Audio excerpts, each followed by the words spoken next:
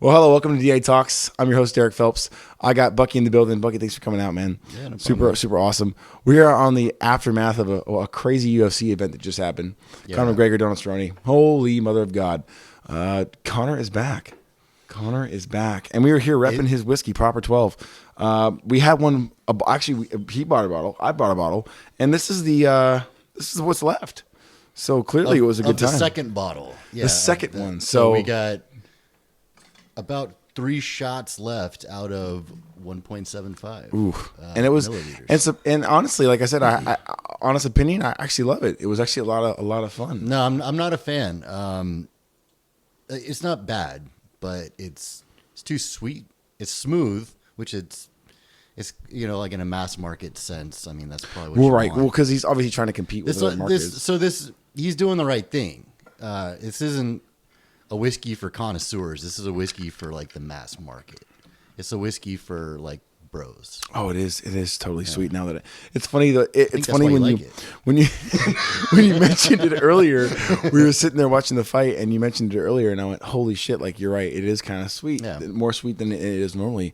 And I didn't notice it. Obviously, now I'm drinking it with mixers, so it's not like I had it. But yeah, me too. The first time I had it straight though, you handed it to me, and I was like, "Oh, you know what? It kind of is a little bit." Yeah, because like spiced rum or like I'm a Jameson drinker at heart. Like I love Jameson. It's my my drink of choice. Jameson ginger all the way. I fucking love Jameson. I've never had ginger. Oh, really? I've just had regular Jamesons, and then what's that other one? The cask mates or something like that. Yeah. Where they put it in the barrels of shit. I know what you're talking about, but yeah, I think it's wine barrels. Right. I think they age it in wine or something like that. They call it the castmates because they use the same barrels. But no, I think overall it's a pretty good whiskey, and I think overall fucking Conor McGregor came out and showed up, dude. Yeah. Jesus, I gotta agree. Like, holy shit. I think at that level, it's tough to. So, let me.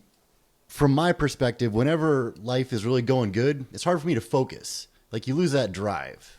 Right. Okay, I can see that. So like, especially if you're making millions of dollars, fitness wise, for me at least, like he already knows he's one of the best out there. So I'm just talking about my ass. I don't fucking know.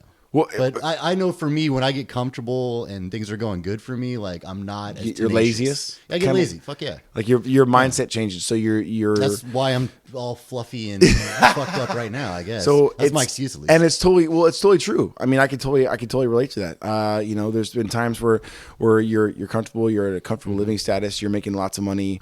You're at a career point in life, or you're at a point in your life where you have something where you're stable, and you kind of like let go of all those other things that were kind of holding you together, so to speak. But yet you hey, you know what? I can kind of fuck off a little bit. Yeah, I can fuck off. And and you're not going to get messed up or dinged up for it, which is fine. That's how life is sometimes. But there's always that drives that some people have, and tonight, after watching that fight, that's the drive we saw. I mean, the fight obviously only lasted, 47 seconds? It's like 40 seconds.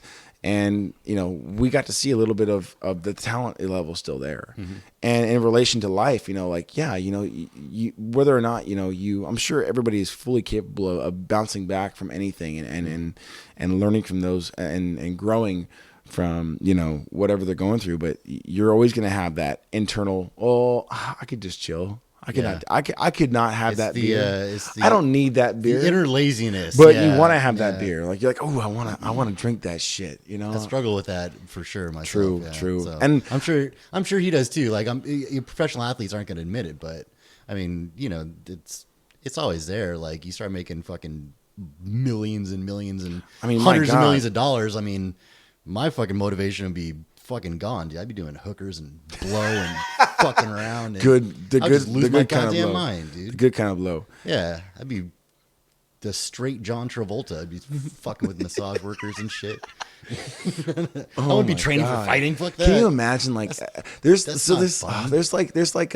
levels. I was talking about this the other day. The levels of famous people. They're in tiers. So you have what would you call the levels of, like you have Tom Cruise famous, and then you have like fucking like what would be a good level? What would be a good level?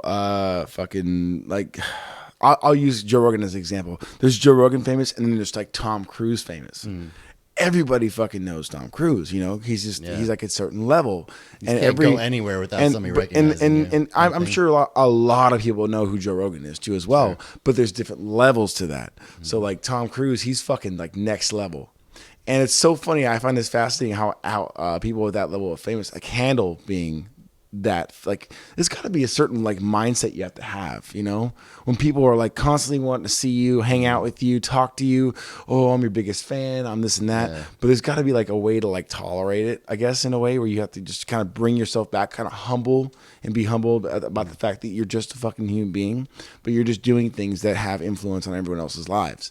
So, you know, it's one of those things that's kind of weird in a sense. I mean, have you ever been in an instance where you've hung out with somebody or you know, seen a famous person or been around them? Yeah. Like, so my first experience with meeting somebody like who's like super famous, I was probably like 7 or 8, and I met Kevin Costner. Oh shit. Yeah, and so it was a weird situation. I was in a toy store in San Francisco, and like there was like a big group of people, and I was like looking, and so what was that fucking Robin Hood? Oh, right when it first came out, him and fucking Morgan Freeman. Yeah. So that had just came out. And like, so he's like super famous at the time. Like, and he was already big. He was already huge, but then that movie came out. I was like, oh my God, it's fucking cool. God, what is that? What year was that? That was like 80 something. It was late 80s, early 90s, somewhere in there. I don't remember. But anyway, so like they literally like people just had him like cornered with like, I don't know if his wife is a girlfriend or whatever. And it was just like a big group of people, and they were all standing around like, people would say like little like stupid shit to him, but like he's just standing there just looking at him, and he was just standing there like smiling and nodding. He was like, really cool about it. Like he wasn't a dick or anything. Like he just stood there and like shaking people's hands, and like then someone would just say something random to him like, "Hey, I just watched what's that? Bull Durham or like fucking Field of Dream. I don't know. Like no, it was the Bodyguard. I just watched the Bodyguard the other day. And he's like, I forgot about cool, that one. Yeah, cool. Oh shit! And so I remember my dad was like, "Hey, just go up and shake his hand." I was like, "All right, cool." So I like walked up, like, I shook his hand. I was like, "It's good to meet you," and I walked away. And then like everyone else just kind of like stood around and just fucking was like staring at him. It was weird to me. Like, and I think you're like, why are they liking this human? Exactly. Like it's like another human being in this world. Like wait a minute. I didn't even know who it was until like I like stared at him. I'm like, oh, okay, that's. Why are they freaking out over this human being that's just here? I mean. I get it. Don't get me wrong. Like it's cool. Like you get a little starstruck. Nowadays it's different. I think because the internet. Well, yeah, because you're a little closer. Everybody's a little closer with each other, and that's the beauty of it. Though. No, what I mean is like nowadays, like there's like YouTube stars and shit like that. Like if you know anybody could get famous now. Like back in those days, it was like a weird fucking conglomeration of fate and perfection that meets together and you become an actor. But nowadays, like, yeah, if anybody can kind of put out video and then all of a sudden that's even like music now. Music's the same way too. Like anybody can go home and just record a fucking album and put out some tracks, and people are like, damn, that was that in the studio? So no, that was in my garage with a couple of janky ass mics with the right sound thing. I got a MacBook and a fucking a mixer that I bought off eBay. Yeah, exactly. And that's the craziness though. I mean, shit. If I had to think about the first time that I ever saw someone famous was when I was at this Chinese theater in LA, and we were watching School of Rock. Yeah. School of Rock. And we fucking and we we were sitting in this little theater, and I'm telling you, man, it was a small little rundown thing. We wait in line. It max fit like 60 people, and it was a small thing. And we're sitting in this theater hanging out, and I'm probably like 10 or 11. And we go towards the middle, and you know how like as you're watching the movie before they had the credits, they had like the movie trivia. You know how you like would guess and we're like sitting there like, okay, what's the next question? Blah blah. My mom, brother over here, and I'm waiting. I'm thinking, okay, I'm like thinking the next question, and I kind of look over it, and they're like, oh, like like they're whispering, and I go, what's going on? Kind of they don't like acknowledge you right away. I'm like, what? My mom looks over at me, and she goes, that's Tom Hanks and Rita Wilson and their 2 kids. And we look over, and at the very end, I start to hear his voice start to talk, and he's standing up next to a security guard, and I start to hear his voice, and I'm like, what the fuck? Like I'm like, holy shit. And sure enough, his two kids who have the exact same hair, like the exact same hair that's curly, his son fuzzy. looks just like him. Yeah, it's weird, and I'm like, I see that, and like, oh shit, it's not weird. It's fucking genetics, but whatever. But it's like, I guess it isn't weird, but at the same time, you're like, there's sometimes where you kind of don't think that I mean, obviously, you're gonna copy or whatever, you're gonna share. Oh, sorry, my video editor wants to have some drinks. Here you go, buddy. Okay, kill that. Save some for us. Anyways, so we're sitting there, and I see him over there, and I'm like, holy shit. And then I start to hear his voice, and I'm like, holy fuck, it's like dead on, like every movie I've ever seen. Mm-hmm. And the whole thing, and then the next thing crossed my mind was every movie I've seen him in, he's died. And those, what was it, Road to Perdition and fucking Saving Private Ryan. The only two movies I've seen by him at that point in time were those two films, and I'm like, oh god, he's died in every film. He didn't die in The Burbs, did he? I don't remember that movie. No. Great film though, classic, fucking classic. I like the Tom Hanks comedies more than I like his serious shit. I mean, Saving Private Ryan made me cry, so I can't like that one. That was a pretty awesome film though. I will say, no, it was a pretty badass film. But even the experiences, like even dude, like right out of the gate, like within like 2 minutes of the movie starting, as soon as the old man started crying, I started fucking crying. Dude, bitch. Well, here's the thing though, is that film actually it was the most realistic version of the World War II scene. It really was. Yeah, it actually caused most World War II vets to have PTSD problems, legitimately, because it was filmed so correctly and so accurately. And one of those things was, it really kind of like, it set a stone. And one of those things was, it was, shut up over there, guys. What are you guys doing? Stop, man. What are you guys doing? And one of those things is that it kind of set the tone for like military movies going forward. Mm-hmm. They did it so well. I mean, he directed it so well, and how it was made to kind of put you in those situations, and right. And when they talk about how military guys or military vets re-experienced it, and actually like it drew them back in from the PTSD, which is an unfortunate thing. Obviously, it's one of the side effects of war.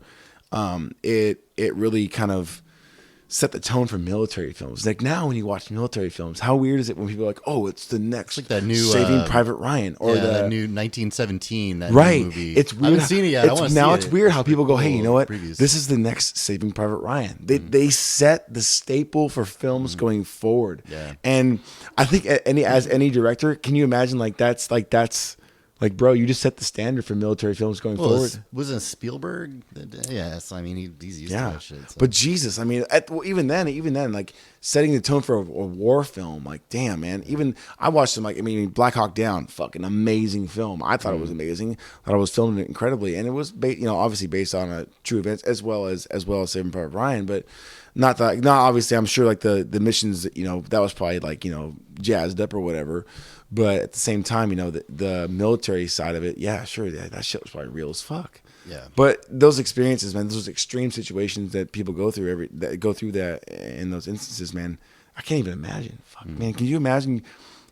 Just get on a boat. This giant metal machine that's designed to take you to land, and knowing there's like heavy machine guns ready to just obliterate you. Like, God, that's just mentally, fuck, man. That must be tough. It must be tough, dude. Yeah.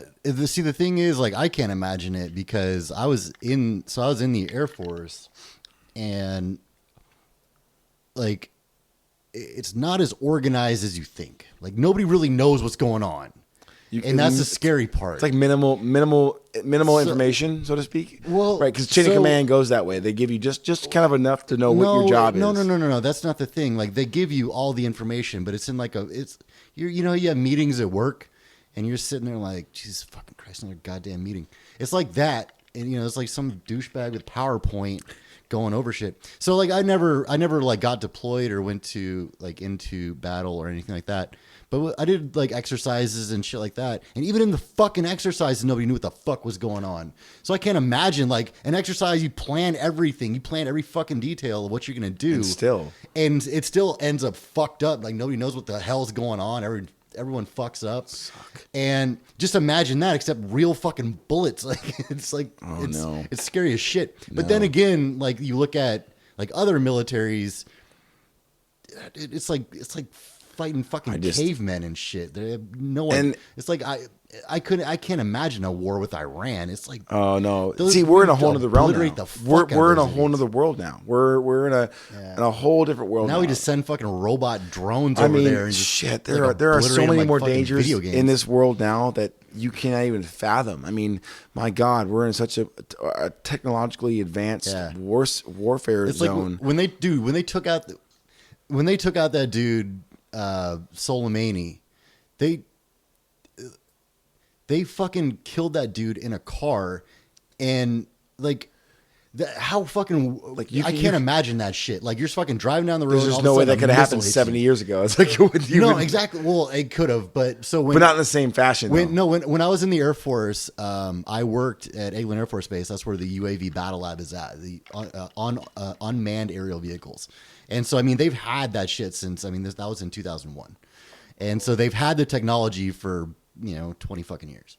It's just they've perfected the point now where they can put a missile in a guy's fucking back window of his car, and there's no collateral damage. It was him and his driver. Controlled explosion. And I mean, if you're a fucking douchebag dictator that's fucking got your thumb on people's, on all your people, that's got to be scary as fuck. You can't go anywhere. It's a scary world. You can't world fucking walk outside of a building because the fucking U.S. is going to send a drone that's going to put a missile into your fucking chest. It's scary, but it's a scary world we live in now, where I think it's less scary because of that. If you're on the right side of that missile, right. If you're in the right, and I plan to be on the right side of that missile, fuck. Yeah. But if you're on the wrong side of that shit, that's what really impacts you. And that is the scary part to me, I guess, is like when it gets to the point where the people are sick of the government, like there's not, But then when you talk about the training aspect of it, though, you said when you were going through training, obviously there was kind of still chaos. It was still chaos. Of course, yeah. But was there any aspect of that training that really kind of instilled certain things in certain characteristics or attitudes that you had going forward, and how to deal with those situations? Not particularly. I mean, it's like playing war when you're a kid. You're like in the woods and fucking playing with cat guns and shit. It was the same kind of concept, except on a bigger scale.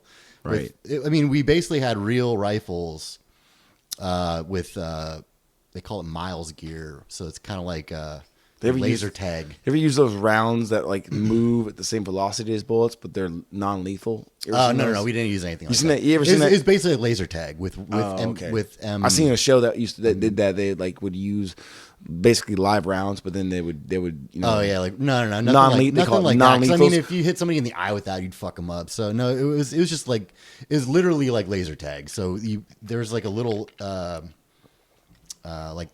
little screw sensor. On. Yeah, you wear sensors. It's like fucking cues are at fucking. Yeah, exactly. It's like laser tag in the woods. It's actually pretty fucking fun. Wow. But nobody knew what the fuck was going on. Like they would set it up so like I was on like the opposition force, right? So we would go and ambush the guys in security forces, and so they would set us up in the woods somewhere, like on a roadway, and they'd say, "Okay, you got," and with the security force guys, they'd be like, "All right, you got to go down this road and go to your base over there."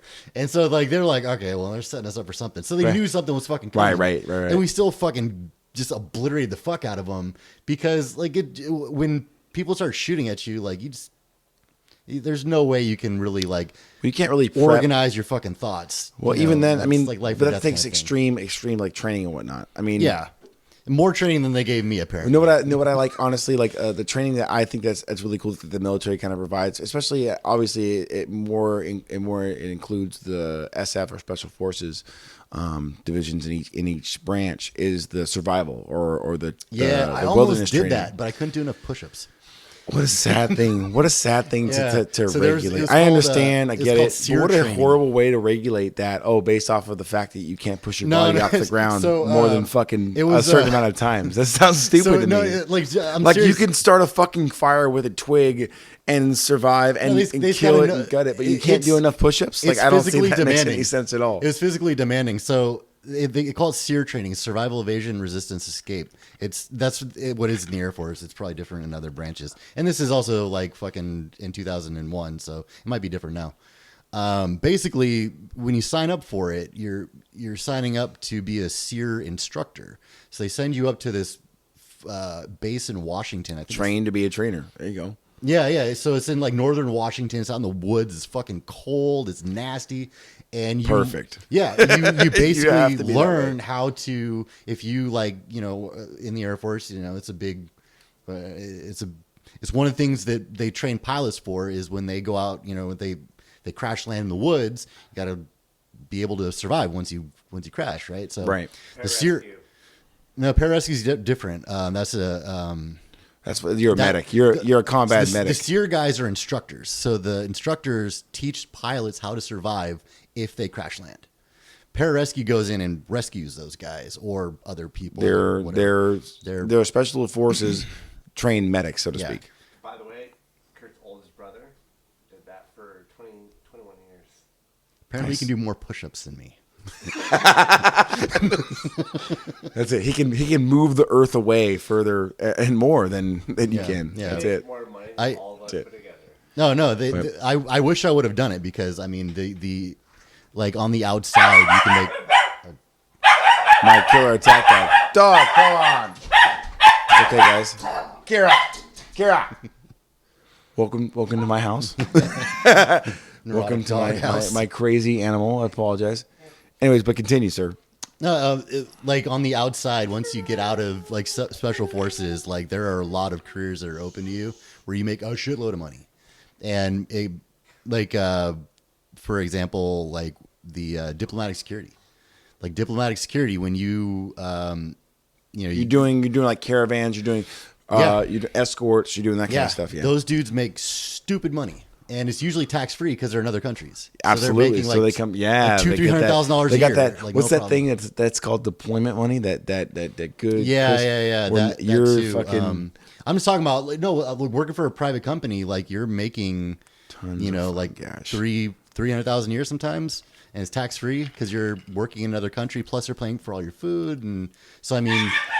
Some guys go on deployments for like 6 months, a year, and just stock up a couple $100,000, come back, buy a house, and just sit on their ass. So hashtag proper 12. Thanks, Connor.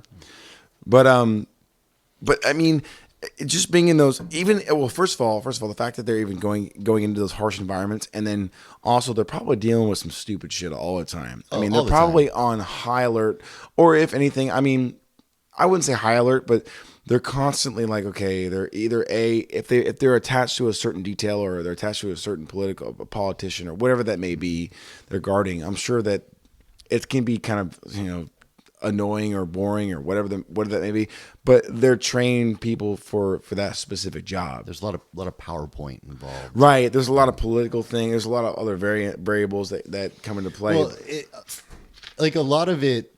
And I'm just talking out of my ass because I know we're special forces, but I know some guys that were, and nicest people you ever met. I kind of saw it on the peripheral. Yeah, yeah. They're super sweet people. They're like the nicest people. You would never think that they're like that. And then, because the more you like challenge yourself, and the more you're confident in yourself, the more relaxed you're going to be.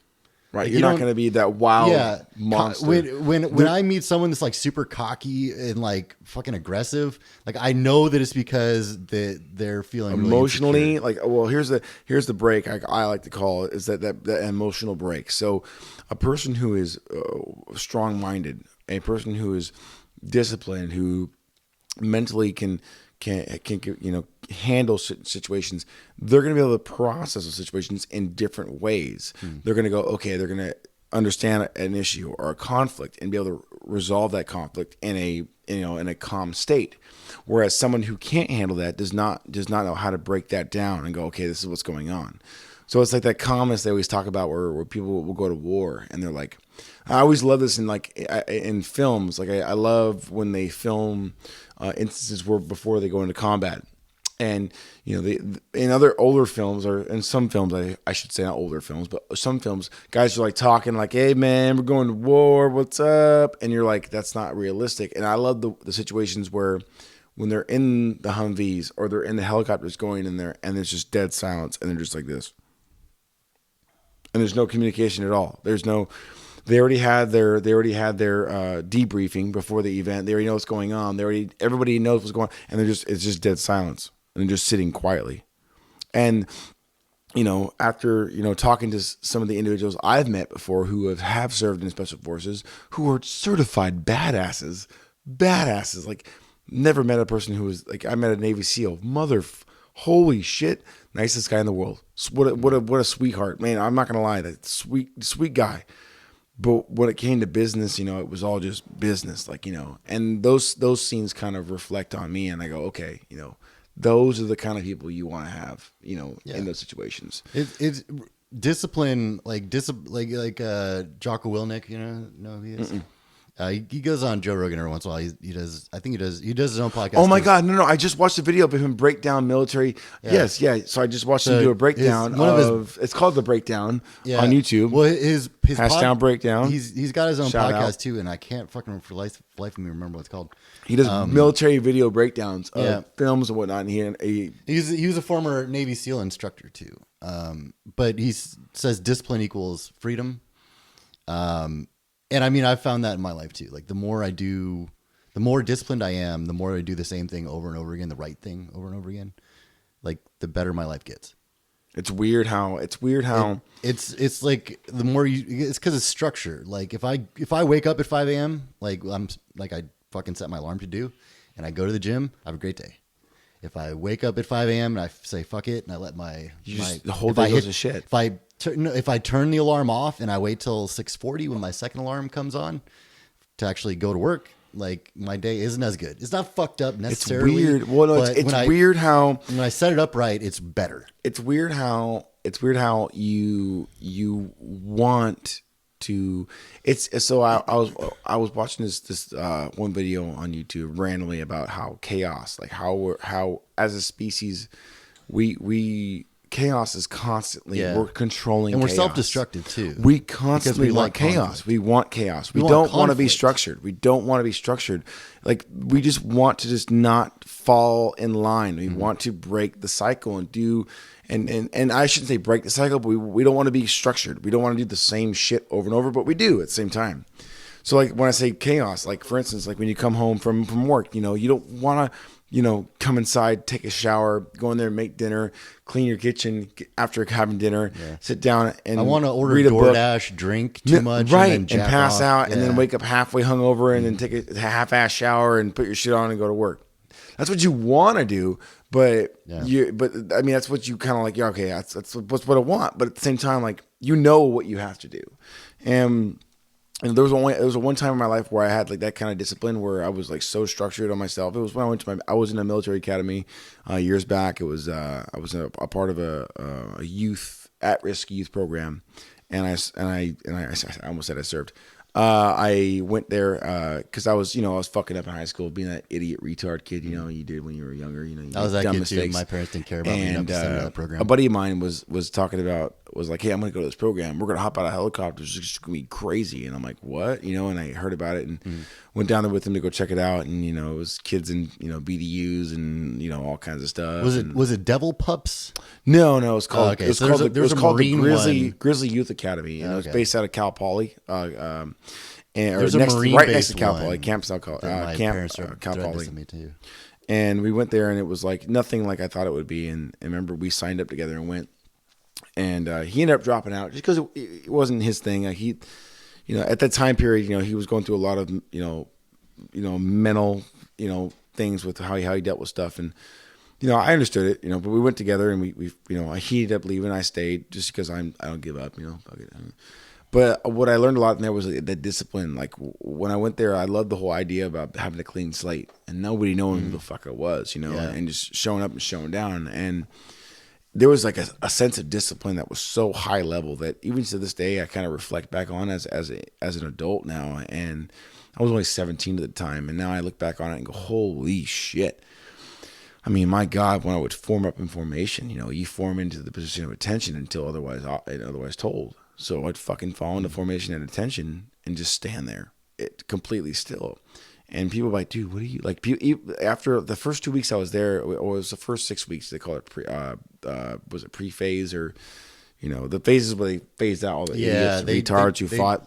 They did the phase program in tech school for us too. Yeah, like you start out phase 0. Right, right. And they did pre-phase, and I didn't talk for 2 weeks. I didn't talk.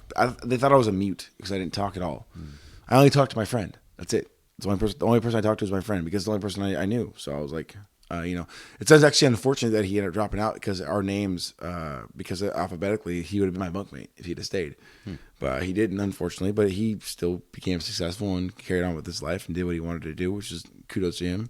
Shout out to you, bud. But, you know, it was funny because, you know, when I was there and I was like so like, you know, honed in, being in those situations like that, you know, I love that idea of being isolated away from all those distractions of life, because life can present you with a lot of distraction.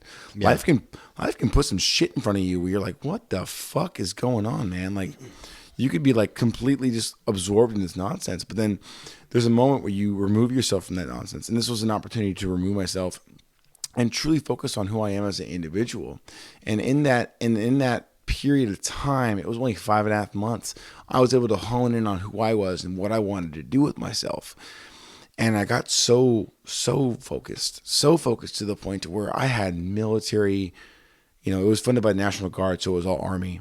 And I had Army, you know, cadre or sergeants in charge pull me aside after a couple months and be like, hey, you need to be human.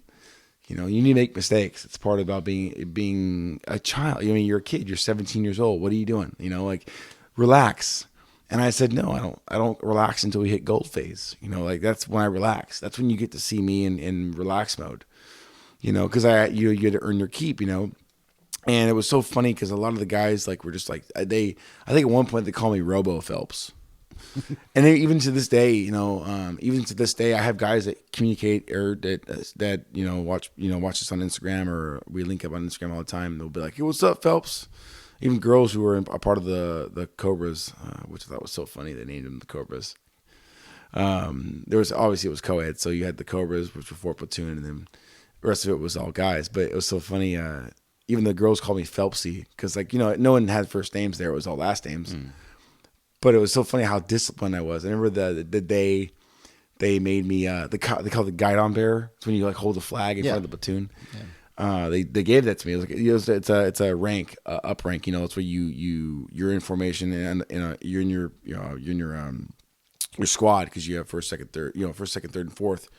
And then they're like, hey, we're gonna make you guidon bearer. And I was like, oh, cool, awesome. And they gave me the flag, and you had to carry that flag everywhere you went. Right. That motherfucker was a part of you. Like, you made that was your thing. It was like your rifle. You know, when you were training, they do that in basic training. You shower with that motherfucker. You take it everywhere. It's your baby, and that's what I did. And they put me in the formation at the front, and they're like, "We want you to be in the front." And they're like, "Why?" Because we want people to know how fucking real you are. So I'd form up in front of formation with the flag out, you know, and just stand there. Little did I know, other formations used to take bets on if I'd move or not, if I would physically move, like at all. Like, just twitch, move, turn my head, anything. And I just stand there perfectly still. It's weird. Like, basic training is like that. Like, I feel like it's like a test. You're like, yeah, no, exactly. But at the same time, you're almost kind of testing yourself. And that's what I like about it more was that, and not to interrupt you, but like in that basic training, you know, that, or in that essence, I feel like that's kind of what that really comes down to. You know, like, are you there to be there? Are you there for a purpose? Yeah, no. What is your purpose? When I got out of basic training, like, I felt like fucking Superman, and that was the point.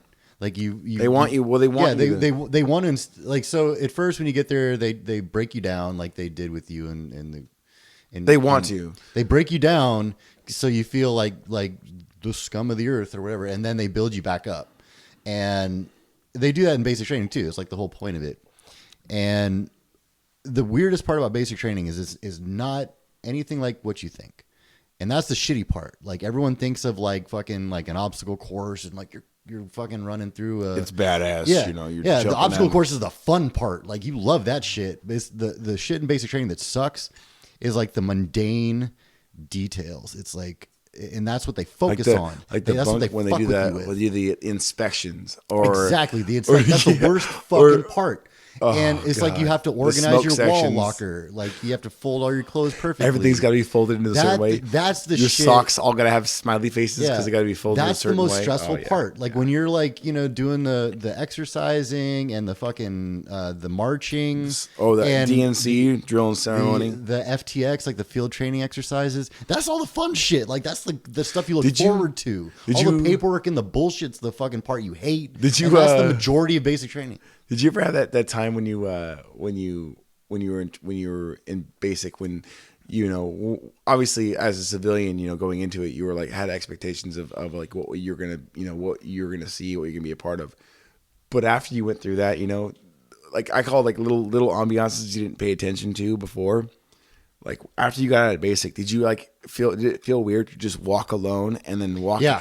And just walk. I would notice like just myself, walk in general. Like if I was walking next to someone, I would get in time step with them. Okay, I was gonna say like that wasn't just me. It was weird. Okay, I did that for like fucking 10 years. Like it's the weirdest thing ever. You would never think otherwise, but like you would get in step naturally, step with people, and you wouldn't even like have to look down at their feet. You could be walking and just your instinct was like, oh, you do a off step or whatever the fuck it was called.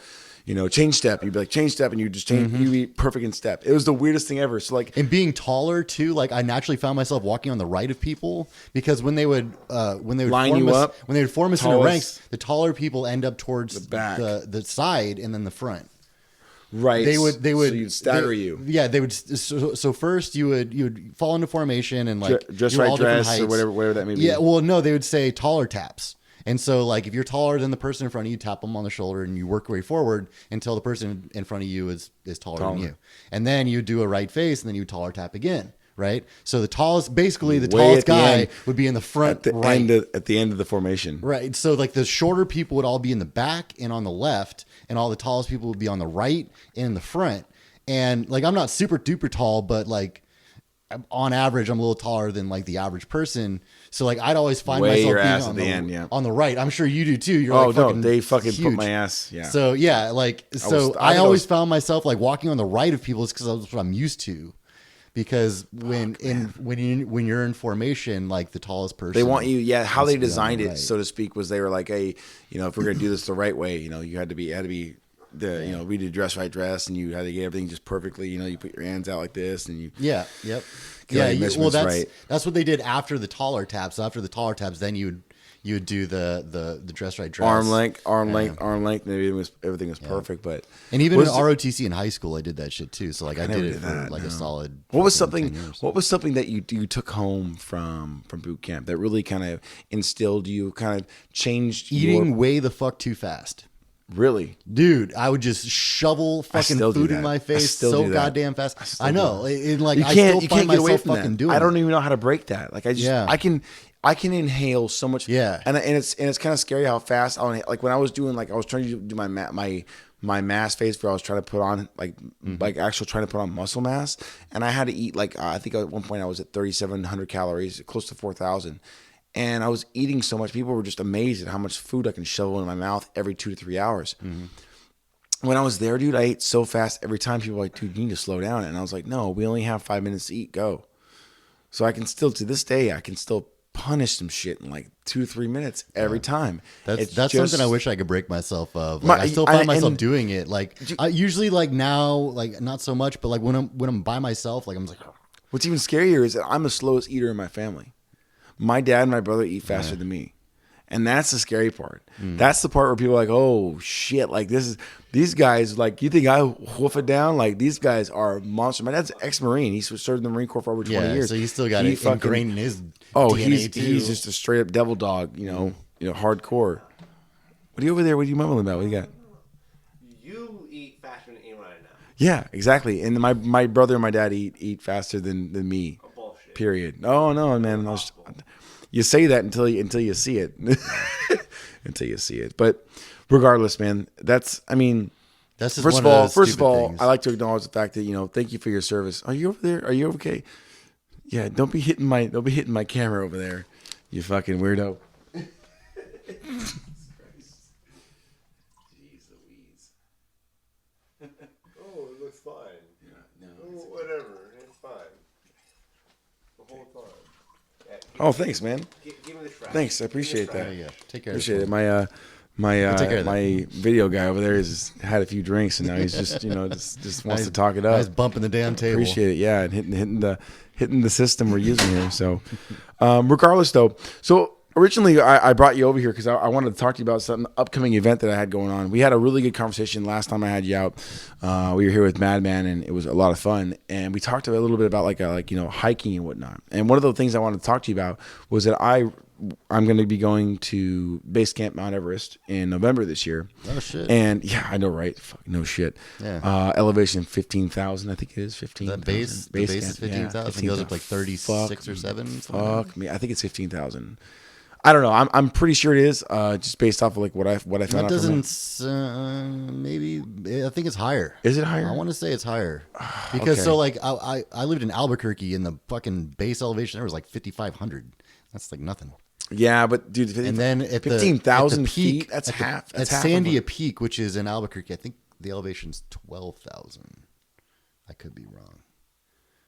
I don't know. Probably wrong. I don't know. Either way, 5,000 feet elevation. I think it starts sucks. out around 15,000 and goes up to like sucks. That's a mile above, just sea level. But no, it's an event, and I found out it's gonna be a 4-day journey. I think it's gonna be 5 to 6 miles a day, and then we'll camp. Camp along the way. That sounds pretty doable. Which doesn't sound bad at all. I mean, I walk.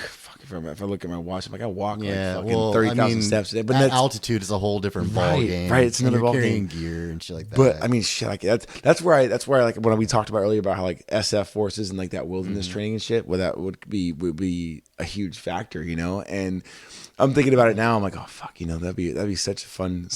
Like it's so funny how it even began or how it even manifested in the first place was that I was sitting here watching the Super Bowl with my mom over here, and she fucking gets drunk as shit, which my mom is a total lightweight, and she likes to get hammered as fuck. Love you, Ma, but you have a tendency to spend money when you get drunk. And she leans over to me, and and she's just like, "Hey, I just bought tickets to camp to the base of Mount Everest." And I'm looking at her like, what the fuck? Like you just that's pretty baller. I just dropped 5 G's. Yeah. I'm like, what? She's like, yeah, it's $2,500 a ticket. I'm like, oh my God. Yeah. And I'm like, I can't say no. Like I'm fucking doing this shit. Like I'm doing it. Yeah, I gotta hang out with your mom drunk and take some trips, man. Shit. But it was it's one of those moments I'm like, oh God, what did I get myself into? But at the same time, I was so excited about it that like I was like, oh my God, I'm about to go do something that a lot of people might. Well, I shouldn't say a lot, but very few. Yeah, it's like a bucket list thing. That'd be cool, like to experience that and to go do that. That's a lot of fun. So that being said, I've looked into like there's a whole list. They send you a list of what you need to buy, and there's a ton of gear you have to go on there, and which is fine. Which I break it down for like month to month. You just buy all that gear for that month, and then it's a big old list. It's usually just like camping gear, and you have t-shirts, to buy it all at once. Right? But it's but you want to have these things. It's important. Yeah, absolutely. And one thing you have to recognize though is that you're going to be carrying all this, and that's where I go. Okay, you know what? That makes sense. Like if you're hauling it, you want to make sure you pay attention to weight because that's a factor. You're going to be wearing. That's why most camping gear is lightweight, super lightweight. I mean, they make single tents now. They're paper thin that weigh little to nothing at all, and you're like, holy shit! It's kind of amazing. Even like a full size tent only weighs a couple pounds, but when you start like multiplying that across, it's amazing how much you can actually fit into a backpack and then minimize the amount of weight. Mm-hmm. It's crazy. Mm-hmm. It's fucking crazy. And like I said, it's one of those things that I've always wanted to try. I've always been into hiking in that aspect. I would always like to challenge myself, and especially doing it at altitude. Especially it's gonna be a 2-week thing. We're gonna get there a week early, and then we're gonna acclimate because my mom wants to acclimate. Mm-hmm. I don't know if she's gonna be physically ready for the trip. Because like me, like when I camp, like I don't know. Altitude sickness is a bitch. I've hiked. In like I've done like actual camping, like fucking legitimate camping, not the glamping that we all talk about, where we like to get our RVs and go out there with fucking barbecue kit, barbecue pits and fucking do this crazy. No, I'm talking about like camping where you camp it, like you hike in like 5 or 10 miles and then like set up base camp and fucking have to go back for water, or like you brought the water with you. Well, that 5 miles, you're doing that every day, bro. Right, exactly. Like we did this one camping trip where we hiked in. It was Colfax, and we hiked in. At the time I had a girlfriend, and her sister's boyfriend was Like panning for gold. Colfax, like foothills, Colfax. Yeah. Okay, I know what you're talking about. He was panning for gold along the river. I don't know what river it was, but he was panning. Probably the Yuba River. Probably, I'm not really sure, but we hiked in there, and there was other guys actually in that same area who were living down there and just panning for gold. That was probably one of my uncles. Probably my was. Live up They had there some. and They had fucking- some really, really awesome whiskey. That's all I can say. They had a jug of whiskey, and that shit got me going. My uncles would have had weed, but But we got down there, and I loved it. First of all, I loved it because it was isolation. We hiked in I think it was like 3 miles. We hiked in total, and we set up base camp. And I was like, hey, we're going back for the beer because like I want to have my beer. So I hiked back for a 30-pack of beer, and we brought Jaeger, and the rest was water. It was like 6-7 gallons of water, which is perfect for 4 of us. And we got the first day. I just spent the whole day just collecting firewood, which I love. That's like the most primal thing you could do. Like when you're camping is collecting firewood, getting having a just a purpose. Hey, what are we doing? We're doing this. That's all we're doing. And I love whenever you go camping like that, you don't bring like stupid dumb food. Like you're like, oh, I'm gonna bring like fucking real butter, or I'm gonna bring like all these things. You bring margarine because that shit doesn't ever go bad, or you bring like this shit that lasts forever. the spray butter. Yeah, you bring this shit that lasts like for fucking. You don't bring the good awesome. That shit goes bad. It's not gonna last. Or the first night you eat good. You eat the first night you do because otherwise everything's gonna go bad the next night. Right. So you're like, There's all right, refrigeration. I'll bring all the good stuff. And the whole thing I liked about it the most was the isolation part. I love the idea of being in the wilderness and not having any distractions. And I really appreciate the idea of really appreciating nature, like for how real it is. Now, obviously, we didn't encounter any animals. That would have made things way too real. Because nature is a motherfucker, and that shit will come back and bite you in the ass if you don't pay attention to it. I've encountered a bear camping, and that was Whoa! I got to hear this story. Shit. Wait. What happened? So it was at a campground. It was actually like, so it was up Highway 50 before South Lake Tahoe. It's called the Desolation Wilderness, and there's a bunch of campgrounds out there. So as you're going up Highway 50, you take Ice House Road. Jesus. And it goes out. It already says it. This always sounds like, it a horror film. It sounds like a horror film. Yeah. It's Ice House Road. Yeah. Take that left. And it was really organized. I mean, it's a bunch of big campgrounds. Like we were pretty much glamping at that point, not like with an RV, but with a tent, and we had our coolers and shit. Minimal protection. And the bears out there are fucking brazen as fuck. They don't give a fuck. They're not scared of humans at all. They're like pigeons in Frisco. Yeah, just like they aren't scared of you at all. Well, like, you're not a even threat. a little bit. Like like if you're out in the At middle that point, of you got to fucking bring nowhere, you got to bring like fucking flamethrowers and air horn. You got to do whatever you can No, just to keep them away. My dad had actually brought a pistol, but What's that going to do to a bear? it's gonna piss Is it it a off. 357 or it was 45. Okay, 45. It's a big slug though. I mean, it's more of a deterrent than anything. These bears are like, they're not scared of people, but they're also kind of pussies too. Like, they know the routine. They're smart. They fucking go through dumpsters and they fucking go through people's coolers. And that's what happened to us. I still have that fucking cooler. Like, it's at my parents' house. Actually, it might be at my parents' house in Idaho now versus my parents' house in Fairfield.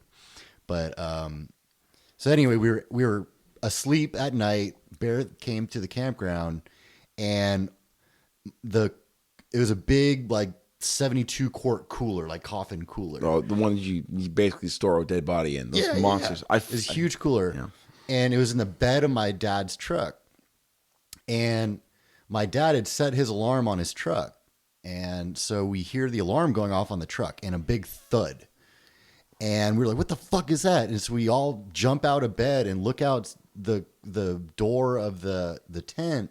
There's a bear in the bed of the fucking truck. It had grabbed the back of the cooler with its mouth and fucking flipped it over.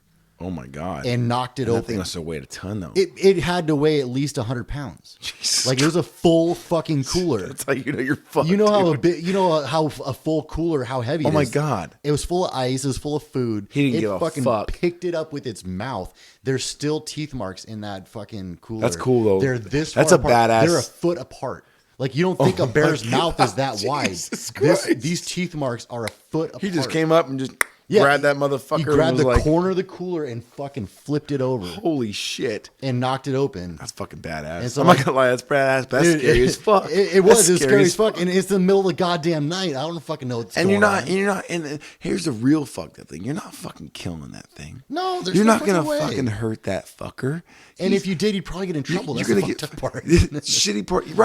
Right. Even if you're defending your life, probably you're gonna get dinged, or you're gonna be like, oh, well, you could have just let it go. Like, we let it go. It's gonna fucking try to off me and my whole family. Like, well, luckily, when my dad's alarm went off on his truck, the bear got scared and took off. Because, right, like I said, bears are pussies. You know, they're not. Well, they're easily scared. Or they're not aggressive. They're just domesticated enough that they're not fucking scared of you, which is equally scary because. But that's they're a bear, and that leads me back to my point about nature, man. Dude, there's. Can you imagine like, a bear's like a fucking. Bear's a scary thing, dude. It's a scary fucking thing. Oh yeah, hence hashtag bear down. Hashtag bear down. But they are a scary, scary thing, man. I'm telling you. And at the same time, those are the risks the risk to reward factor. And being out in the wilderness. Well, it's fun. I've gone camping since. I love it. Fucking deter I fucking me from love it. camping. Yeah. I love it. And it's not going to ever deter me from it. Like, yeah, sure, I may have an experience in my life where I experienced something like that, and it's going to fucking freak me out. But at the same time, I'm still going to go. You know what, man? I'm still going to keep doing it. And that's. You know what? Sorry, I didn't mean to cut you off, but this fucking your shirt, right? So on that same camping trip. There was shark. You experienced a shark and a bear? No. Oh, but okay. I met a guy shit. that had gotten bit by a shark. Like, so I was hanging out at the campground. It's like, like a big campground, like bunch of people and shit. And I was sitting there and there was this guy that was just walking around and just kind of saying hi to everybody and just BSing. Everyone's kind of like congregating. And so he had like a big like chunk out of his thigh. And my dad was like, what happened to your leg, man? You playing with sharks? He's drunk being an asshole. And the guy was like, yeah, I got bit by a shark. He's like, are you fucking serious? Like, yeah, this dude had a chunk out of his leg, like a half moon shaped chunk out of his leg. And it was from getting bit by a shark when he was fucking surfing. That's got to be like I want to hear that story. Like if I was like talking, I'd be like, God, that was all I got out of that story. Holy like he didn't fucking go into detail. Imagine getting attacked by God. Those things are monsters, man. When I hear about the megalodon, like holy God, like something that was the size of a fucking of a bus, or not bigger than a bus, a fucking like. 2 buses that just strolled around the ocean, taking out fucking everything. A whale-sized shark. Fuck me, man. Killing machine. But like a whale-sized shark that was a fucking great white though. Fuck me, man. How crazy has evolution changed over the years? My God, what a fucking crazy world we live in, dude. or I should say, our world we used to live in. Jesus, man, are you good over there? You fine? Awesome, man. My editor over there, he's super drunk as shit, and he just keeps fucking with stuff. He's drinking the proper straight. He's properly wasted right now. But yeah, man, a lot of fun. And the Everest thing, we completely tangented. I know we did. Yeah. So Everest thing's gonna happen in November. It's gonna be a 2-week period. We're gonna go out in there November. Yeah. So it's not gonna like be the dead of winter out there. No, It's like reverse, like Australia. Reverse. Yeah. Okay, so it's like that makes sense then. I would hope it wouldn't be. If it was, that's like certain death. It'd be a really great story to tell. Well, you wouldn't be able to tell it. Someone would be telling it for you. But I'll tell your story, bro. Don't worry about it. Right.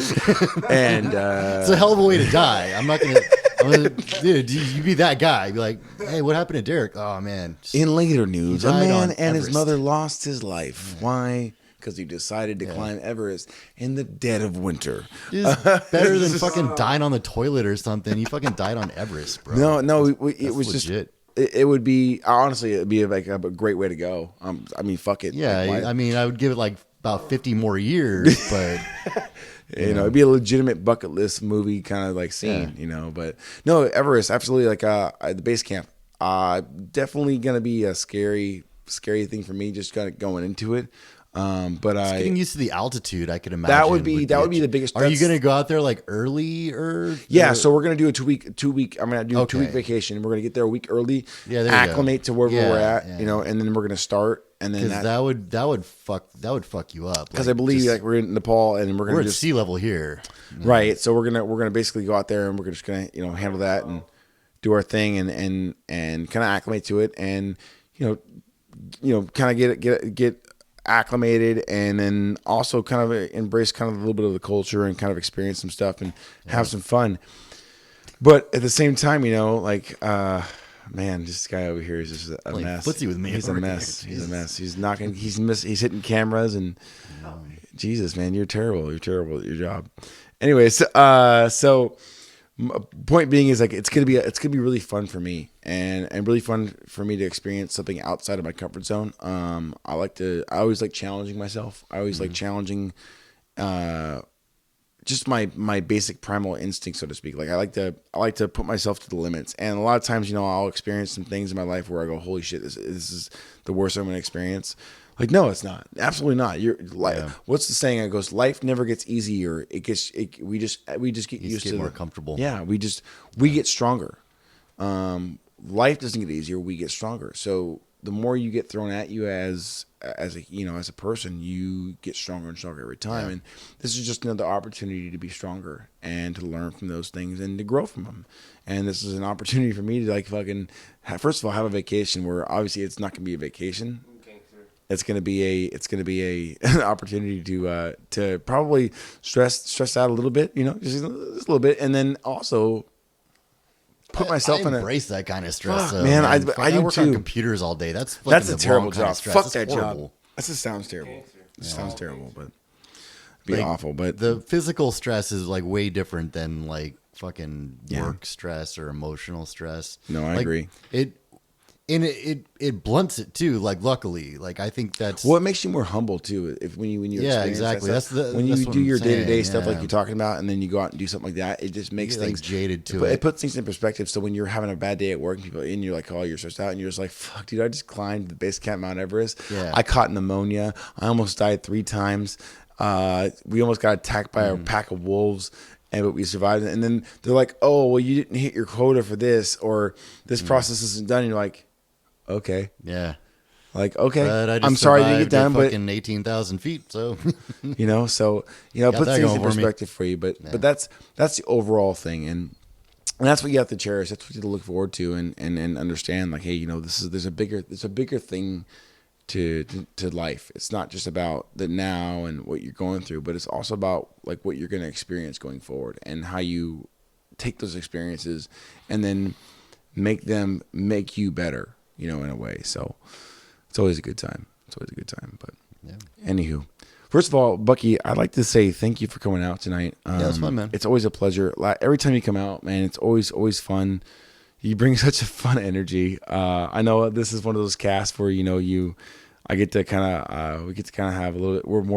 It's more of a genuine kind of conversation where we get to relax and chill and stuff like that. But usually you got a really good energy about you, and I'm really privileged to have you on. And I know it was the last time we were on. It was a little more of a fun topic, but I can't live up to that. But no, it's good. It's good to have you out. I'm sure the viewers loved it out there.